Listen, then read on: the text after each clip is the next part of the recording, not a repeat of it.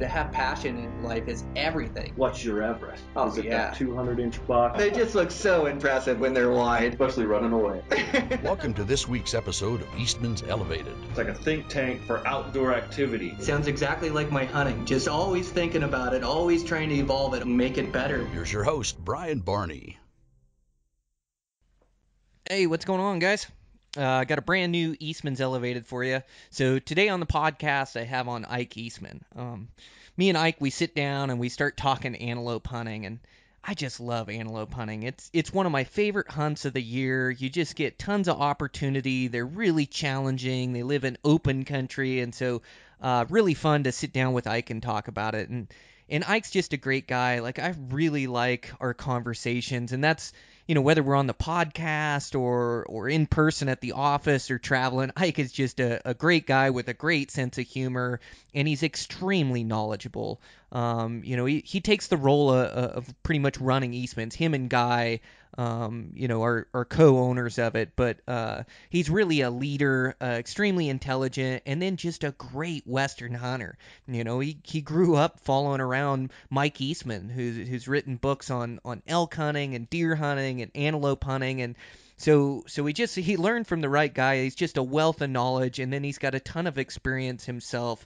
And growing up in Wyoming, you know, that is the land of antelope. Like, if there was one state, I think he tells some statistics in there at how many antelope Wyoming have, but it is just a great place to hunt antelope. And so there's a lot of good tidbits. I learned a lot just talking to him about antelope hunting, about their habits and their behaviors. And so I picked up some information, and I'm sure you guys will too. Sponsor for today's show is 6 Hour Optics. I'm really impressed with 6 Hour Optics. I started using their binoculars and their spotting scope, and I'm just really impressed at the clarity and at the color fidelity. I'm impressed. They're just really making high-end glass, and they're making it for a mid-range price. I'm just really impressed at what they're putting out there. And then their rangefinders are just next level. I really think those are the top of the heap as far as rangefinders. And I've been using their rangefinder here this season, a little bit last season, and man, oh man, you talk about accurate, whether it's dark or light targets. It's got last target priority. It does angle compensating. I mean, for a bow hunter, their rangefinders are off the hook, but for a rifle hunter, they've even got more features that you can get this app that's on your phone, and then it talks back and forth to your rangefinder to figure out exactly where to hold your rifle. And there's so much great ballistic information in there. They're making it to where it's so effective to hunt Western game, whether you're hunting with a bow or hunting with a rifle. But I'm just in love with their rangefinders, and then their rifle scopes are next level as well. They just make great rifle scopes, and so make sure to check them out. Thanks to 6 Hour for sponsoring the podcast. And with that, over there at Eastman's, I know guys are going on hunts. I saw Dan Picard knock down a nice 6-point. He helicoptered in someplace, which is just wild. So I got to get him back on the podcast to talk about that. I know Scott Reekers and Ike, they've been scouting for mule deer for this September 15th opener, and they found a couple good ones that they're trying to babysit and sit on, and trying to figure out their patterns and where they're moving. So I'm just pumped that season's here, and it's fun to be in touch with all these guys and hear about their hunts. And then I've just had an amazing season so far. Some really fun adventures. This latest one in Colorado, it was just it is it's what I absolutely live for. This backcountry hunting above 12,000 foot, and just able to grind on this hunt and keep checking basins, and then able to put it together on a nice heavy mature buck. Long pack out. I just had to earn them, and so much fun. I just love hunting high country mule deer. And then got back, and as we're talking antelope, I got an antelope on my first stock. Just a really nice heavy one, probably the heaviest antelope I've ever harvested. He's got 7-inch bases. He's only 12 and a half tall, but scores right around 75 or so. So just a super antelope. So stoked to have that. Me and my family just love antelope meat. So got all that processed, and getting a little work done, and I just can't wait for September. Elk rut's coming up, and Man, it's fun when hunting season gets here. I just absolutely love it. But we better get this thing rolling. So it's me and Ike Eastman. We're talking antelope. It's Eastman's Elevated. Here we go.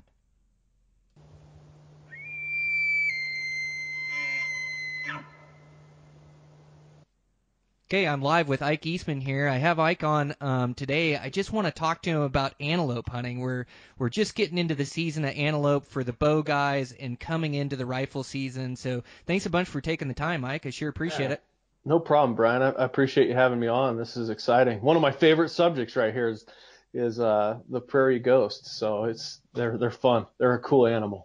Mine too. I don't think there's anything that's more fun than going out and hunting antelope, and it's great as a veteran hunter. They're really challenging. I love the challenge with the bow and arrow, but it's a great starter hunt for guys as well to come out west and to try their luck and to have a real good chance at some success. Yeah, absolutely. My dad in a lot of his books and a lot of his writings for 30 years has talked about a 4-year plan. And to start that is to get an antelope tag out west. If you're new to Western hunting, is to get an antelope tag, come out here, learn it. There's so much public land. There's so many animals.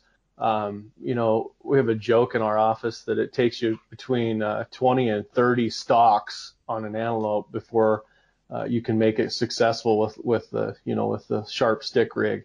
And which is fun because you just blow one, you're like, well, I learned something from that. Let's go find something else. And, an hour, 2 hours later, you find another one and stalk in on him and blow that. And it's just a lot of fun. They're a unique animal because, they live in, sometimes there's been times where they live in what I call the moon. It's just as flat as a pancake. You're like, I don't know how many get into rifle range, let alone archery range for this guy. And they got eyesight that's like an 8-power binocular. They have unbelievable eyes for movement, and they do call. You can actually call them. There was a guy when I was in high school. His name was Ed Perotti, and he built a call for antelope. And we have one on one of our videos, a chunk where he actually calls this buck in from like 900 yards, and the buck just circles around him a couple, 3 times, even gets downwind from him and doesn't spook. And they're just a neat animal, just an absolute neat animal. Oh, they are. Yeah. Like you say, 20 to 30 stalks on average to get one done. That sounds about right. Those things are so challenging. And you talk about their eyesight, an 8-power binocular vision, or they can see out so far long distances so well, but they can also see about 300 degrees around them. There's only one spot in the very back of their head where they can't see you approaching. Yep. And, but to their Achilles heel, by having that field of view and having that power, they have real trouble with depth perception. They can't see if you're getting closer or further away. So, one of the strategies we've developed for a long time, stalking them, is if they know you're there, you have the ability, if you're starting really a long ways away, to get closer to them if you quarter into them. If you don't walk straight at them, you walk kind of quartering into them, and they have a real trouble with depth perception.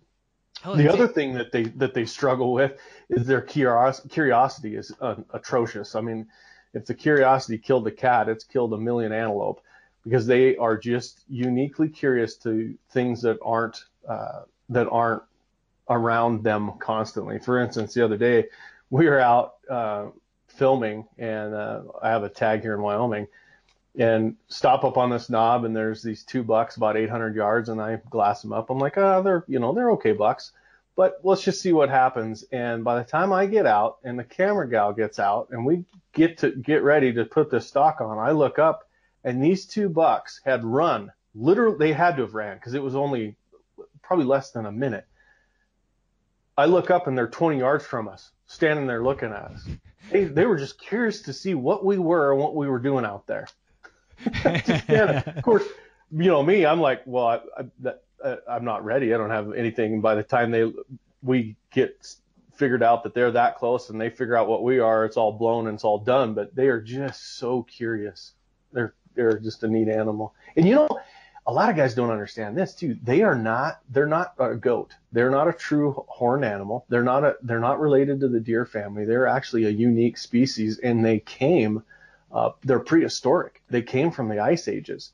They have hair that's hollow, like a polar bear or a caribou, and they have the ability to adjust their temperature by moving their hair, expanding their hair, like flaring their hair, and then shutting their hair down to trap air.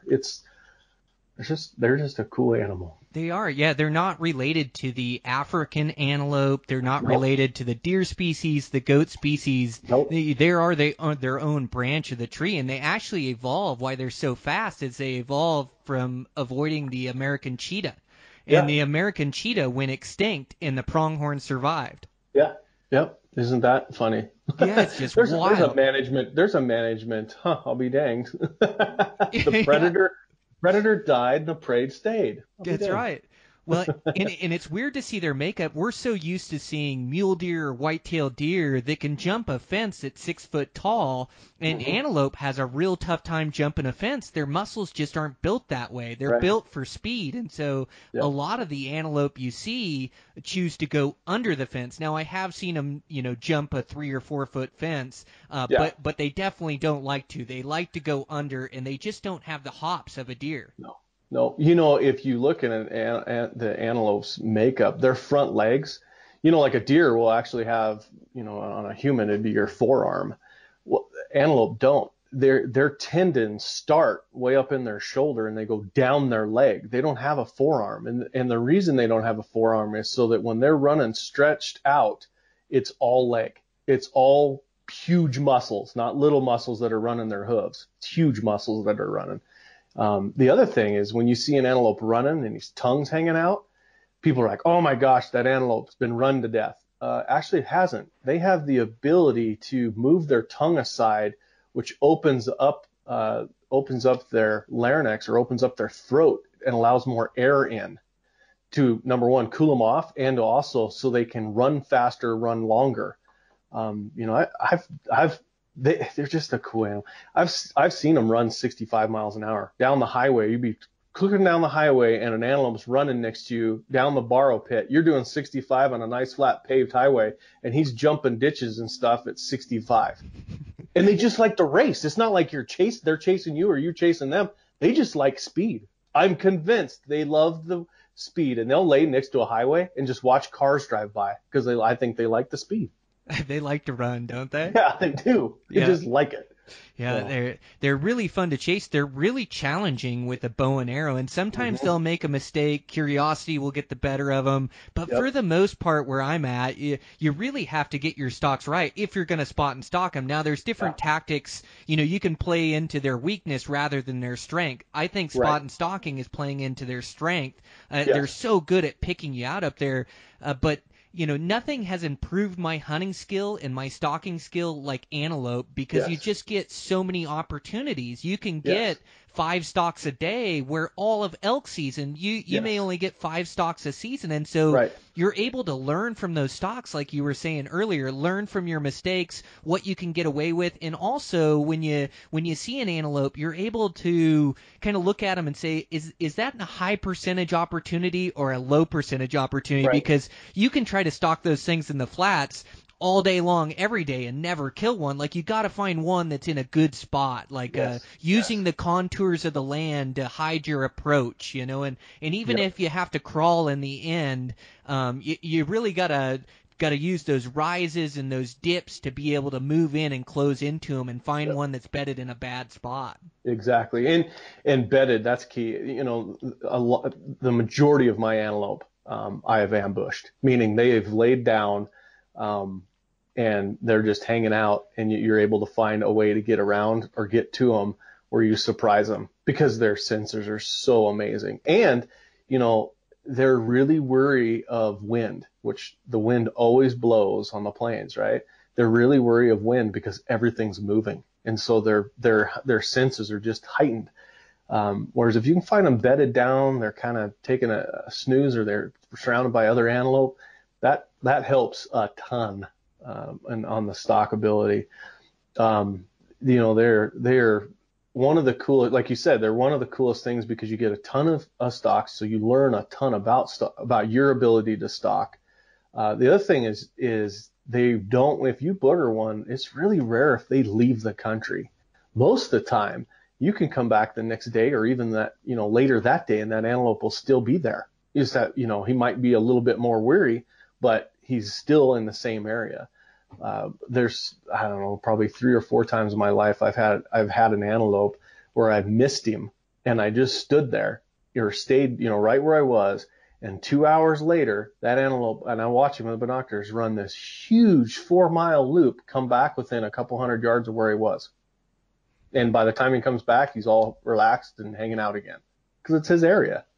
Now that happens mostly with alpha bucks, where they're kind of like whitetail, where they have their own range, they have their own little area, and they chase the other bucks away. Even if they don't have does, they keep the other bucks out of their little area. They kind of have little egos. It's fun. That's a good way to put it. Yeah, they do have egos, don't they? Yeah, they definitely have a home range, and where you find a good buck, you'll turn them up in there multiple times, even if you booger them up like you're saying. Yeah, you do that with a mule deer, and if you get a second chance, you're really lucky. You never get a third. You're unless it's the next year. He is not going to put up with that. Yeah, so. or elk just relocate to the next county. Yeah, elk, that's like 4 leaps and they're in the next county. It sure is. They don't have home ranges. No, they love to travel. Yeah, those antelope are fun, and so tricks of the trade for these antelope, it's a little bit different. You really have to use your pickup truck as a tool, as the country that they live in is so vast, and so you don't have to feel bad, and not that you're a complete road hunter or something like that, but you have to use your vehicle as a tool to travel around these vast landscapes to look for these more mature bucks. Otherwise, you can see almost everything out in that prairie, and so it doesn't do a lot of good to walk out there, unless you see a buck to go stalk. And so you use your vehicle as a tool to kind of travel around. Now, there are exceptions as it gets more into the high pressure and into rifle season around here. We'll hike in, a couple miles to get vantage points that nobody else is getting to locate antelope. But I really do use my truck as a tool to locate antelope, to make stalks or find stalks. And then from there, you try to make this strategic, methodical, play on these bucks to try to get into range, but you really use your vehicle to travel around and locate bucks. Yeah, it's just helping the odds. You'll have one buck in a 5 square mile area, or one mature buck and a couple little bucks. If you didn't, you would be hunting that buck, and it would be a different hunt. And most guys, including myself, I use my truck just like you do, and we'll travel around.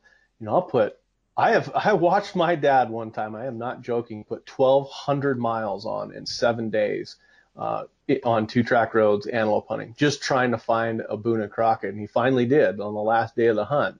But 1,200 miles on 2-track roads in 7 days, you start doing the math on that. That's a lot of bumps and a lot of headache. But that's an advantage, and you have the ability to say you booger a stock and you go 10 miles down the road and find another buck. So using your truck is a huge strategy. There's a ton of do's and don'ts. When you are walking around out there, if you do a 2-mile hike into a roadless area, which we do a lot, don't walk next to each other, walk in front and behind each other, so that you look more like a 4-legged animal, that you look a lot less suspicious. The other thing that you do is when you get close to an antelope, and this is any animal, be careful with your eyes. I'm convinced that antelope and deer and elk look at your eyes that are on the front of your face as that's a sign of a predator. As ungulates, their eyes are on the side of their heads, and just be careful with that. I use my hat brim a lot, and I try not to do, direct eye contact with them. That it's a weird thing, but that's what they do. You were talking about them jumping fences or sliding under them. Fence lines are a good use. In fact, I've seen a buck use a fence line. He had a hot doe, and they rut, that early September, and he had a hot doe and pushed her up against the corner of a fence and wouldn't let her out of there. And fence lines are an awesome useful tool, because you can look like a fence post pretty easy at 2 legs. Yeah, that's right. That's interesting. Yeah. They can't look. They have trouble looking through them for some reason. It's like they can't see what's on the other side of the fence. It's weird. So that's good stuff. Knowing their patterns and their habits, knowing where their water is. Brandon right now is antelope hunting here in Wyoming, and he found the only water hole, and he's got a really nice buck up there. So he's been sitting in a blind that he's got set up. He set it up about 3 weeks ago, and it's just been sitting there. And the first week he's going down there, and I said, you ought to take some of those Montana decoys and some decoys down with you. And he's like, man, I don't want to booger him out and have him go to the next watering hole, which is like 10 miles away. I said, don't use them, just put them up. I said, they'll be a distraction. He came back here yesterday. He goes, you wouldn't believe how well that works. He goes, we were moving inside that blind and making noise, but that buck wanted nothing. He didn't really care about us. He cared about the doe, the feeding doe, and the doe standing up and the little buck standing up. He was all, posturing toward him and stuff as he came in. He could care less about us. I said, see, you just used it as a distraction. Yeah, I had a taxidermist buddy of mine here in town. He actually mounted a couple does and mounted them laying down on a form, and he lays them out in front of his blind, and he got his kid a 15-yard shot last year, but he sets those out during the rut, and it just attracts bucks from all around. So, playing to those antelopes' weakness is so effective too, and it's a chess game too in those blinds, and it's dang near just as grueling or more. Like you sweat out buckets of water inside those blinds. They got to be 120 degrees this time of year. They're brutal. Yeah, they are. There's a scene on Ace Ventura that he climbs out of a rhino. I was sending Brandon gifts. Is it hot in those rhinos? He said, it's 120 in here. I said, well, watch out for snakes, because at that temperature, it's the coolest spot in the county. Oh, man. Yeah, you do got to watch for rattlesnakes when you're hunting antelope. They go hand in hand. Yeah, they do. Yeah. Of course, now he's blind. It's been raining for a couple of days, so he's blind. It's hiatus out there in the mud. He can't even get to it. But well, that's the worst thing about blind hunting is when you get rain. That they don't have to come to that water source anymore. No. But you're right. It's those antelope finding their water source is so important. And whether you're setting a blind up on it or you're just hunting antelope in general, knowing that they have a water source, and whether it's a cattle tank, a lot of it here is irrigation ditches or creeks and things. But then you can find antelope in that area when they have water. I would say they have to be within, I'd say like 2 to 4 miles of water, wouldn't you say, Ike? Yeah, absolutely. 2 to 4 miles in water, and they'll travel the same route to get to it. You can walk up to one of those cattle fences and see where the antelope. It looks like a paved highway underneath that, where you can see right where they're crawling underneath the fence every single day. That's another great place. When I was talking about fences, that's another great place to ambush them, is where they're crossing the fence, because they'll cross the fence within 10 yards of each other constantly every time. It's the dangest thing. Yeah, absolutely. Or I've had a buddy that's been pretty successful setting up blinds on those crossings as well. And what he'll do is he'll walk that whole fence row, and then he'll find those places, and there might be 2 or 3 places where they're crossing. And so he'll kind of stick some brush in those other spots, so they have to come to his spot and cross, But he's done well doing that. Where they could just slide down 2 feet and crawl underneath the fence, but they won't, because that's not where. So they'll go to the next hole. Next crossing spot. Yeah, they're creatures of habit, aren't they?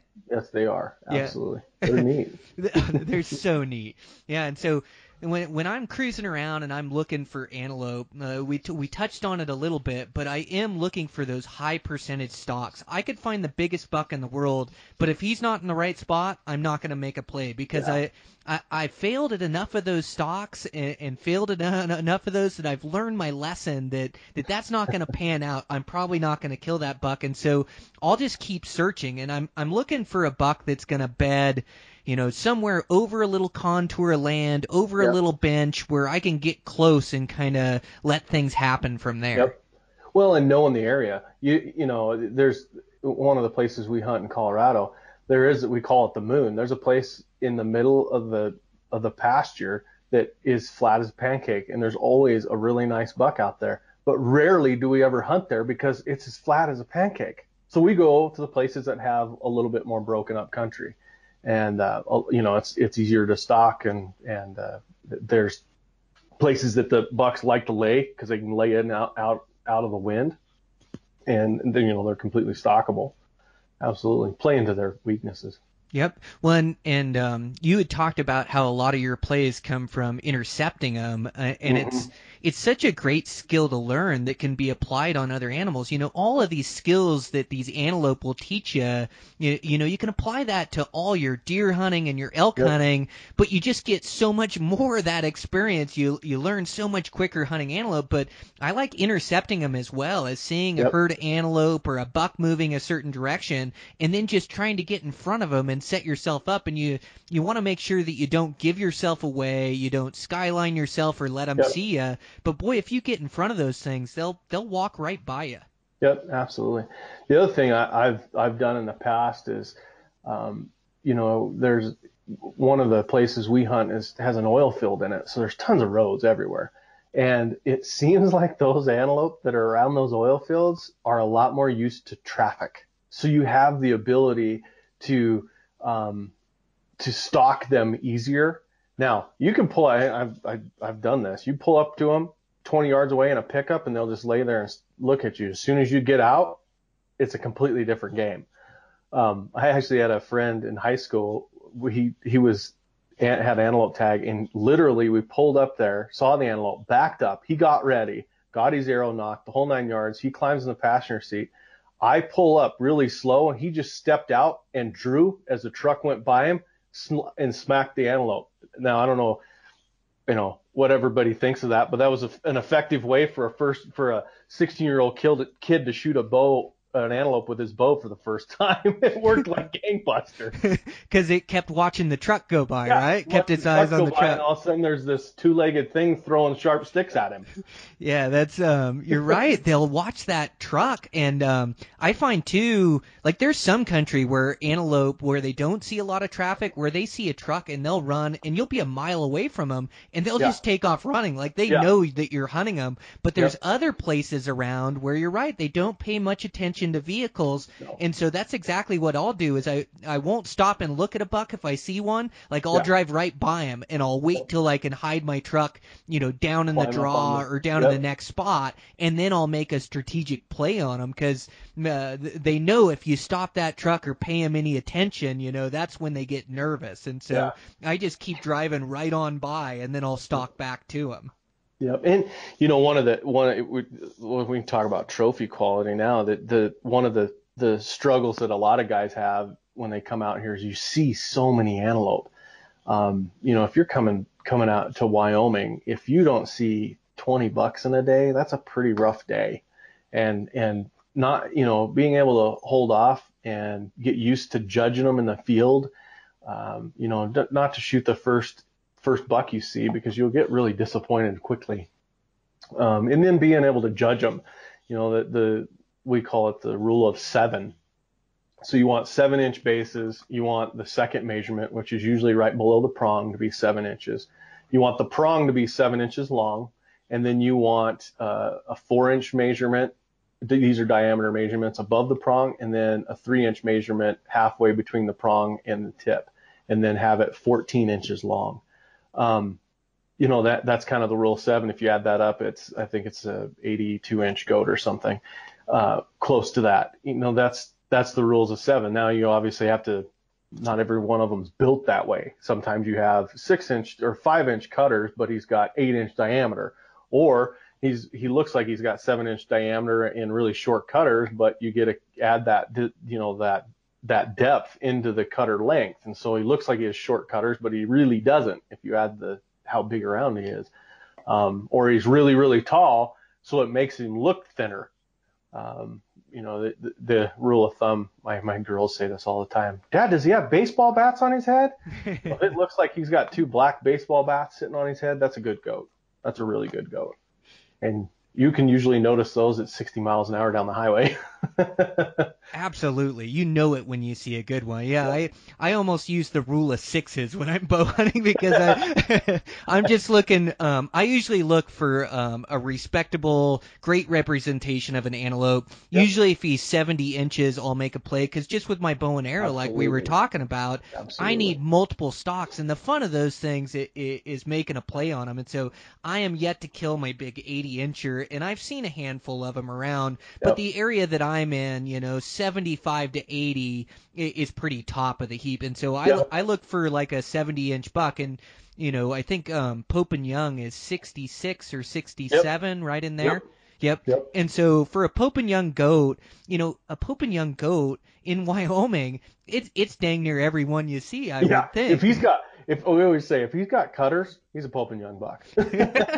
Yeah, you need them to be about 11, 12 inches tall, and they got to have a little mass, and then they've got to have a cutter, like you say. But usually, if they're 70 inches or above, I'm gonna make a play. It's a good representation of antelope, good mature animal, and so that's kind of what I'm looking for when I'm stalking those things. But to judge those 80s would be more like if you have a good rifle tag or a really good bow tag, and you're really looking for the top of the heap, that Boone and Crockett antelope. Then you're looking for that rule of 7s, and you're looking for those baseball bats on top of their head. Absolutely. Yeah. Absolutely. And the cool thing about Wyoming is if you draw a tag in Wyoming, unless it's a type 9, which there's a couple areas, but you can hunt them with the archery rig and then come back and hunt them with a rifle. And, I do that every time I draw a tag because go out there for 2 or 3 days and cover the country. You can see what's in there, see if you can find something huge. And if you find something huge, then you have to make a decision. Do I want to try and shoot it with my bow? Or do I want to come back during rifle season, or do I want to shoot, a 72-inch goat with my bow? That's the fun. And like I said, it's a perfect starter hunt. As my dad's written forever, it's a perfect starter hunt because you see tons of animals. The weather's always pretty nice. I mean, rarely. I've only hunted in the snow a couple times where it was brutal. The terrain's neat. You hunt out of the truck, so if you get in trouble, it's not life or death. You don't have to be in super shape to do it. They're a great tasting animal if you do it right. Now got stuck where, they got too hot during the day because it is warm. You got an antelope roll around the back of your truck and it gets hot and you don't get the hide off quick enough and cooled down fast enough, and they don't spoil. They just don't taste as good. That's that type of stuff. But it's a fun starter hunt, and one to start every kid on. I think every kid needs to start antelope hunting as soon as they can. That's one of my first big game animals was an antelope. Pretty sure Guy's was, my dad's was. I mean, that's just the fun of it, because it's not physical. It is a little boring as a 12-year-old kid bouncing around out there looking at antelope and that's he's not 12 inches, he's 11 inches. Oh, I don't care, but it's a great time spent in the field with your kids. Oh, absolutely. Yeah, that's how I started my wife out. And my kid didn't draw the tag to start with, so hers first was a mule deer, but now we have her antelope hunting.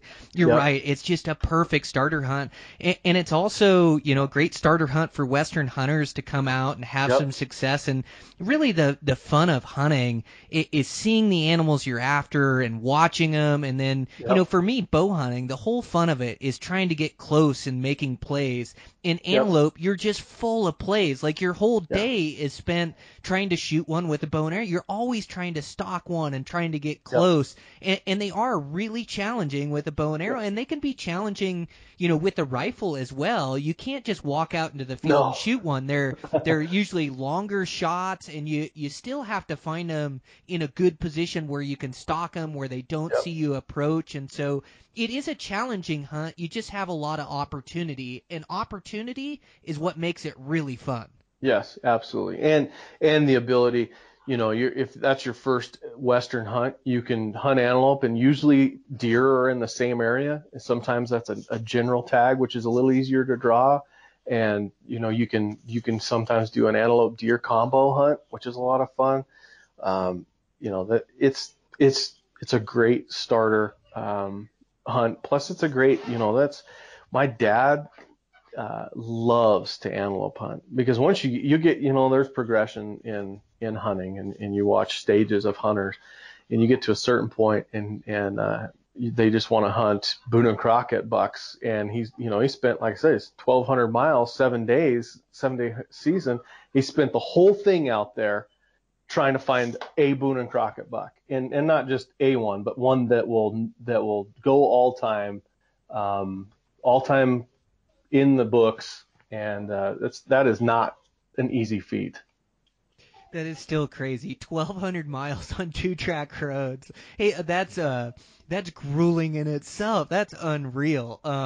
You do the math at how many miles he was traveling a day. That's just nuts. But that's what it takes, is covering a lot of country to find those things. And they can, even with antelope, what kills me too is like you get everything right with your stalk, and you get in close, and you finally get an opportunity. Those things will jump your string bad too with a bow and arrow. They are quick on their feet, and not just like duck your arrow like a whitetail. They're 3-4 yards out of the way of your arrow by the time it gets there. It can be so frustrating when you finally get it right, and then they jump your string like that. Oh yeah, or they have the ability to not just jump it, but they can also dive underneath it. I can't tell you how many times I've had antelope dive, and you shoot over their back. You're like, what the? That's 30 yards. How did I do that? And then look at the footage, and that buck literally pancaked on the ground, and then sprung up and ran 80 miles an hour. That's amazing how fast their reactions are. Yes, they're so quick. I had one buck that I stalked. It was a pretty nice buck, like a 70-incher, and usually you get one shot at him, and like you were talking, sometimes you get a second stalk. Well, I got 3 shots at this buck, and this buck jumped my string every single time. I had to stop hunting this buck because I just couldn't hit him. He had making him smarter. Oh my gosh! I had missed him 3 times. I was just beside myself, and every time he jumped that string, So I finally had to go find a different antelope that might stay still for a shot. Start shooting 3 feet above him. Guess where he's gonna be, right? It's like whitetail hunting. Yeah. Oh man. Well, and you were talking too about how you can combo it with a deer hunt. Another thing you can do is you can hunt antelope all day long. It's part of what makes them fun. Is you can have your kids sleep in the morning, and you guys can have breakfast. I mean, definitely early morning. They're moving a lot, and that's a good time to be out there. When the sun comes up too. Yep. But you can hunt them all day long, and so like I have some buddies that are coming out this year to hunt elk, and so we'll hunt elk in the mornings and evenings, and then in the middle of the day we'll chase antelope all day long, and so it's a fun action-packed hunt when you can combo them like you were talking about. Now I'm gonna warn the audience here: be careful in the middle of the day with the heat waves, because antelope have a tendency, because they're black, with the heat waves, they look bigger through a spotting scope or binoculars, and then you get up on them and go, gosh, that doesn't seem as big as it did. There's a lot of ground shrinkage in the middle of the day. Not such a big thing with archery tackle, because you've got, you're getting that under 60 yards before you pull the trigger. But I've seen a lot of guys, and it happened to me once, where you shoot a buck and the heat waves are real bad, and you walk up on it and go, did I shoot the wrong buck? And you go look at the footage and you go, no, that's the same buck. It's just the heat waves made him look bigger. So Oh, you're so right. I forgot about that. Yeah. I have stalked some bucks that I thought I saw baseball bats on top of their head, and I get up there and they don't even have prongs. They're not even a Pope and Young. You're right. Those heat waves make them look so much bigger than they are. Yeah. So, yeah, that is one thing to be careful with if you're trophy hunting antelope, is to make sure that you're not stalking a small one in the heat waves. Yep, absolutely. Yep, and they rut for a long time, too. And the antelope rut, it's so exciting and thrilling to hunt them during the rut. Those bucks, you talk about them having an ego with their home range. They have a huge ego come to rut. They run every buck out of the country, and they'll run themselves ragged just trying to keep bucks a mile away from their does. It's a great time to capitalize on them, moving around, chasing other bucks out, chasing other does out, and it can work, with you or for you, and it can also work against you too, because they can change locations and be gone just all of a sudden. Or there's a lot of things that happen during the rut. Sometimes bucks will be traveling. So there's what we call alpha bucks, and these alpha bucks, it doesn't mean that they're the biggest buck. It just means they have a little bit of a Napoleon complex. So they have their area. But there'll be also traveling bucks. And, if you find a traveling buck and he lays down and gives you a stalk, you better get after it, because you may never see him again. He's just traveling around looking for does. But the Napoleon complex bucks, you're right. They're fun to watch. They run other bucks around. They run the does around. I am about half convinced. I don't know anybody that's done the research that says this, but I'm half convinced that they have to run those doe antelope a certain length and a certain time to get them to go into heat, because they will run them ragged, and then finally it's like the doe gives up and lets them breed them. It's the damnedest thing. Or they get them in, up against a fence or up against a rock wall or down in a little draw where the does can't get out, and he'll just run them back and forth, back and forth, back and forth, back and forth until it happens. I hadn't thought about it that way, Ike. You're right. They run them like crazy before they breed them. They really run those does around, like you say, almost like they have to wear them out to catch them. If we had to do that to find our girlfriends or wives, I'd never have one, because they run miles and miles. What are you talking about, Brian? I call that college. I ran a lot of girls around. Never worked. Don't tell my wife. Yeah, that's wild. Yeah, you're so right. They have to wear them out before the does accept them as the buck or as the breeder, for sure. The other cool thing about them that I actually have photos of this, I'm convinced, I have photos and I'm convinced this is true. People always go, why is there so many weird antelope? That you'll see a buck that has one horn that's just normal, and the other one goes straight down his nose, or the other one goes flat as a pancake, goes out like a fly on the side, a flyer. What they do is those does, when they have those young ones, they stand up and they come out head first. And I have a photo. One of my high school friends took this photo of an antelope, female antelope, having her fawn, and she dropped that thing right on a rock head first. And it was right next to their house. So they watched this antelope grow up, and sure enough, one of his horns was messed up. I think it messes their pedestals up when they get dropped on their head. And then that buck will be that way forever. Oh, wow. That would explain it. Because there's not too many of them, the freak antelope. But every once in a while you see one that's a freak like that, and you wonder what happened to him. Yep. That's a good theory. And if you're in, Montana is a lot more grass. There's not a ton of, it's not a rock pile, but in certain areas like where these guys live, it's a rock pile. They live on a rock pile. These antelope are living at 7,000 feet, and they have a tendency to have way more freaks than anywhere else. And I'm convinced that's what it is. Oh, huh. Yeah, that's wild. My buddy Dan, he just harvested a really nice antelope. He said it was a personal best, and he killed one like a couple years ago that went 80. So this one is just a beast of an antelope. The one side is gigantic, but then the other side is a freak like you're talking about. It goes up above the prong and then almost has like two main beams, just a really freaky one, but just a great antelope. I was pumped for him. Yeah, he got it done on opening day, stalking those things. They're pretty cool to see. And there's no non-typical category for antelope, so you got to count it. There isn't, huh? You just you measure them all the same, so you get to count all those inches when you kill one non-typical, huh? I think so. I've never seen one with two tops like that. I don't know. I'd have to ask Roger Sellner, the deer tour manager, scored more animals than anybody else, I think. I'd have to ask him how that works. But I know I had an antelope one time that had a double prong. You had a prong out one up out the front and then out the back. And it just so happened that where you start the measurement is on the back of the horn to measure the prong, and it goes right parallel with the top of the prong. And it just so happened I got to count a chunk of that back prong as length.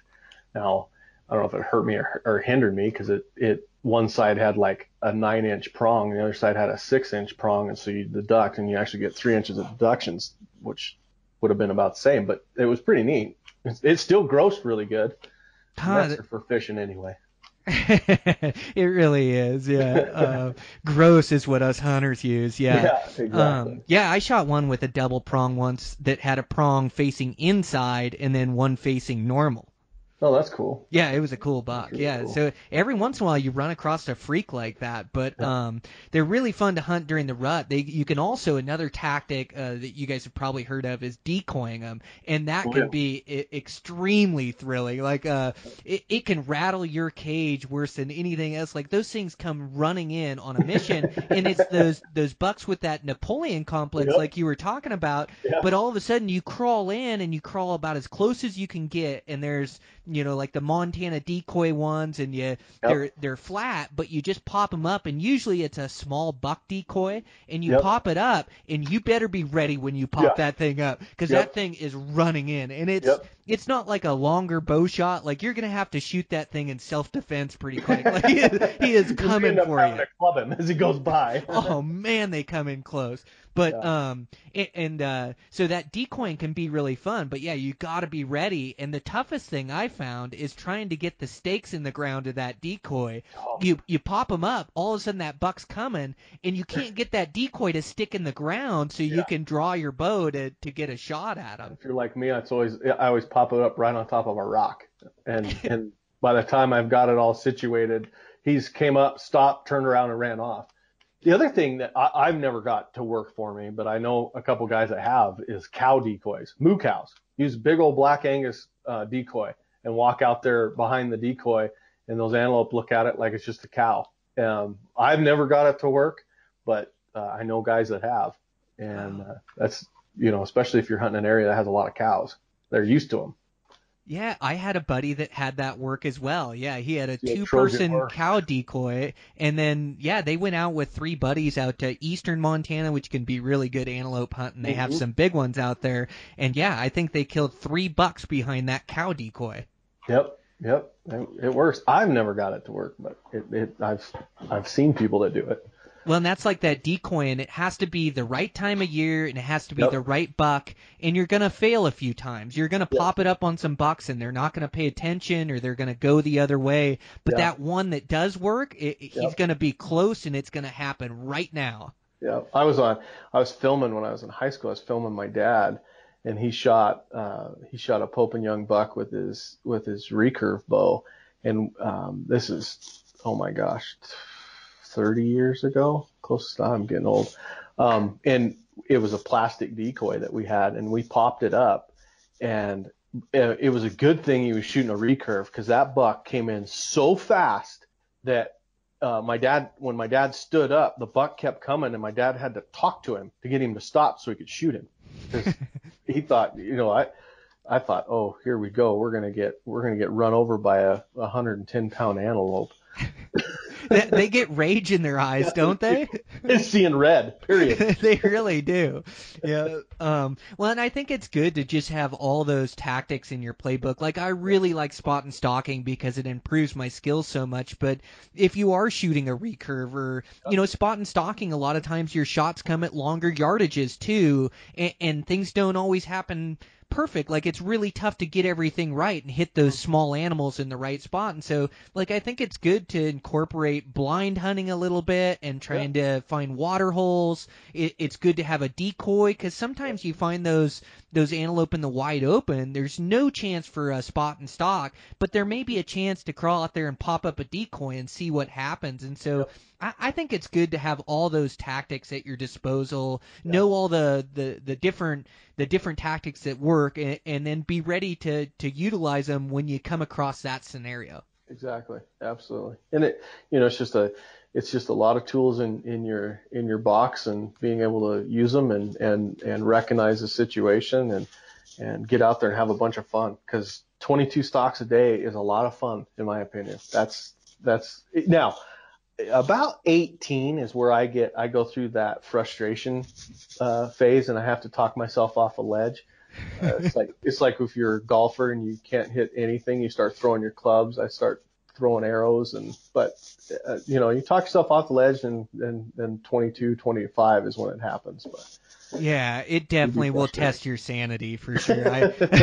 I seem to usually get it done in the first 5 stalks, or it takes me 30. I'm one end of the spectrum or the other, it seems like.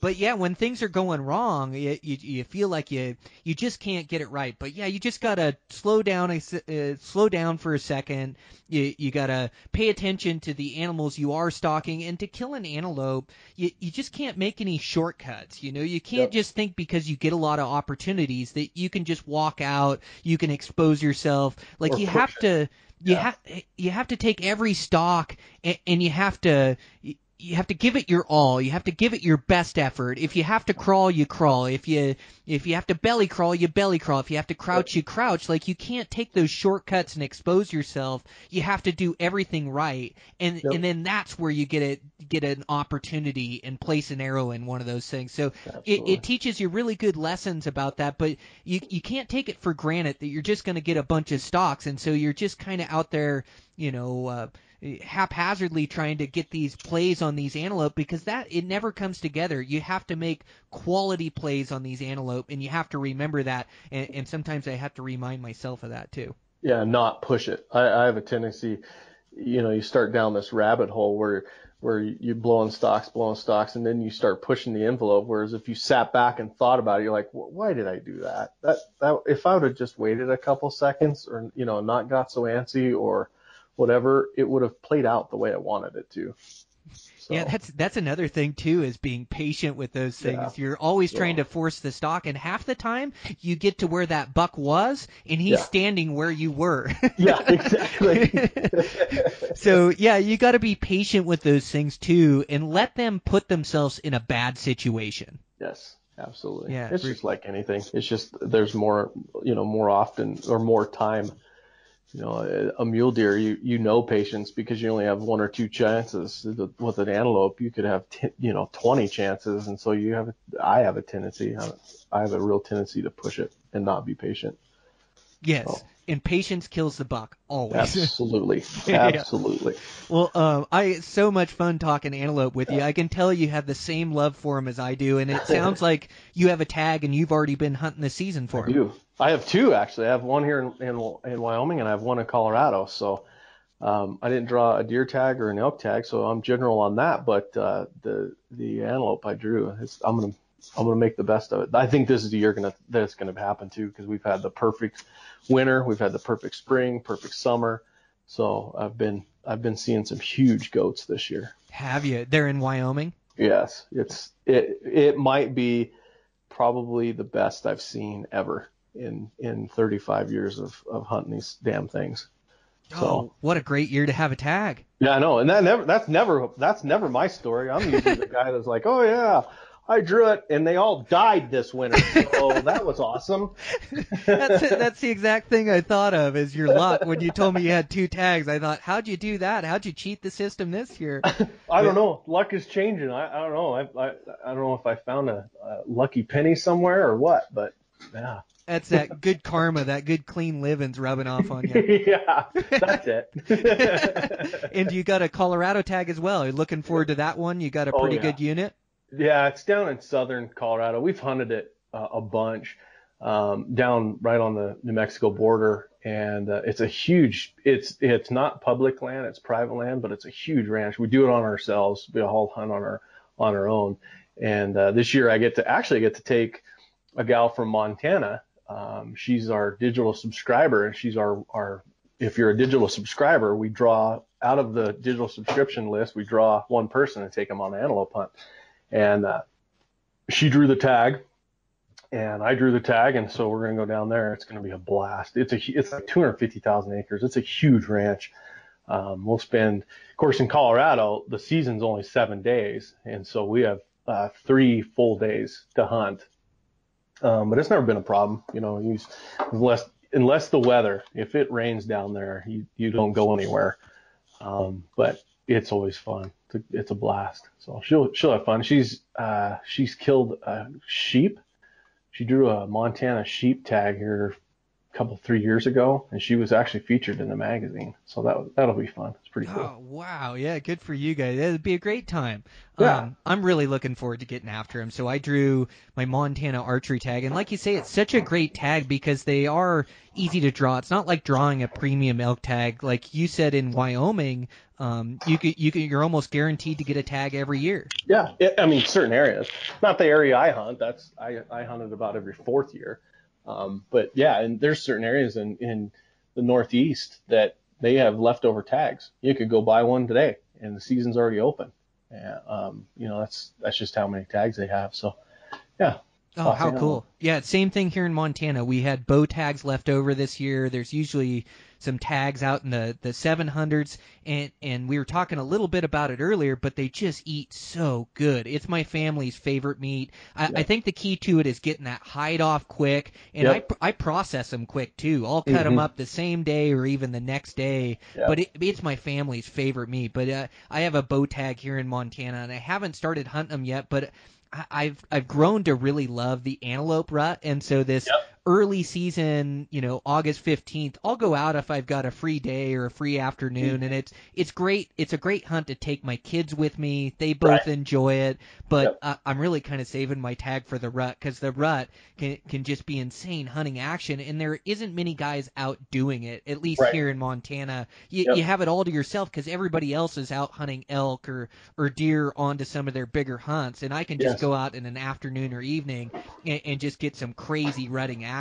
So I'm looking forward to getting after him with my bow as well. Yeah, well, it should be fun. You'll have to let me know how you do. I'm sure you will. Yeah, likewise. But really fun to talk antelope with you, Ike. I sure appreciate you taking the time, and I'm going to check in and see how you do in Wyoming and Colorado.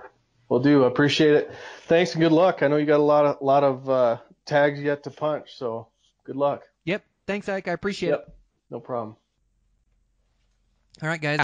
Really fun conversation with Ike. Like I say, he just has so much knowledge and experience hunting antelope, and so many great insights into their habits and behavior. So really fun conversation with Ike, and man, those antelope are sure fun. If you guys haven't hunted antelope, or even if you have, it's like a hunt that I have to do every year. I just love chasing those things around. It makes me so much better too. Spotting and stalking those antelope is such a high degree of difficulty, but you get so much opportunity, and you just learn like what you can get away with and what you can't. And it really sharpens my skills. And a lot of times I'll hunt those antelope before I go on my high country mule deer hunts, and it just has me hitting on all cylinders. It's like it just gets you in the routine of spotting and stalking, and their eyesight's so good that they bust you and humble you. And so you're really in rhythm when you get on, either a high country mule deer hunt, or, I'll always hunt them before my elk hunts. And gosh, it just it sharpens your skills, gets you ready for these other hunts, and antelope are just so fun, and then they eat so good. So like I told you guys, I got my antelope on the first stalk this year.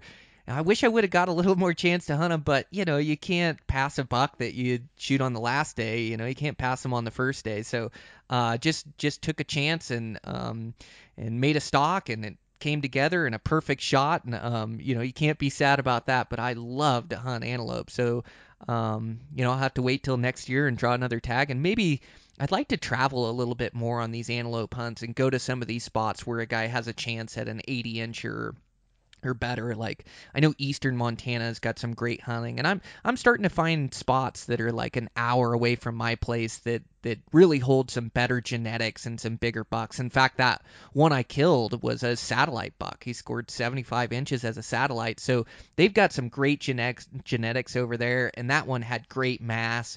And I think I killed my biggest buck over there as well. That's right around that 76 or so. He's like 14 and a half inches.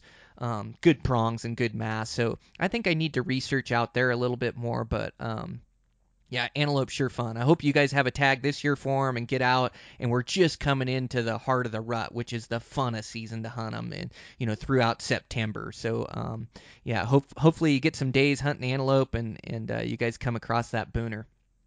So the sponsor for today's show was 6 Hour Optics.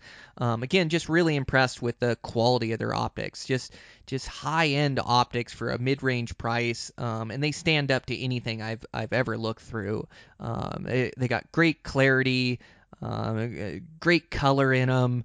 They're easy on the eyes, so really impressed by their binoculars, spotting scope.